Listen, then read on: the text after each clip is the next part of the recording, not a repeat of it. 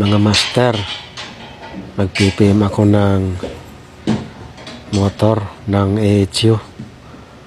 Bubuksan ko muna yung takip ng terminal para makita kung okay pa yung mga ano niya, yung wire, baka may sunog. Yan po ang kadalasan ginagawa namin pag nag-PPM kami. Ang PPM na ito, ano lang siya, monthly. Bubuksan ko yung takip.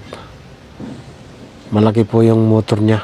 Yan po ay return side po yan ng motor sa return. Nasa 50 horsepower po yan. Ayan.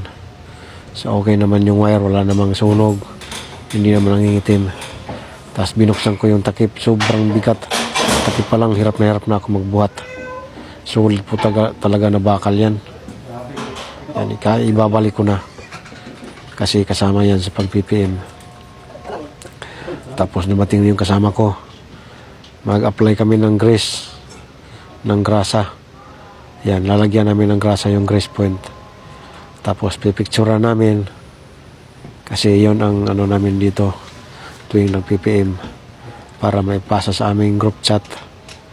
Papunta dun sa aming supervisor. At dako naman ako dito sa wire strainer. So isasara ko muna yung mga bulb, yung dalawa kabilaan, para matanggal yung wire strainer. Bubuksan ko. So ayan.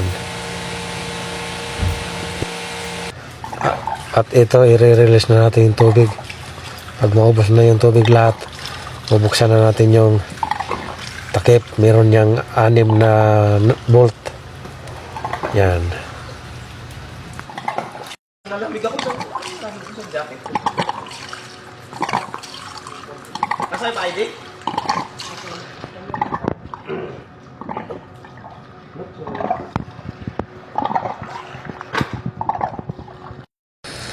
At sinimulan ko ng baklasin yung mga bolt.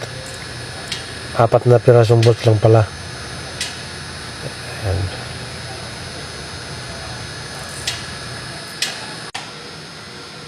Ayan, natanggal ko na yung strainer, master.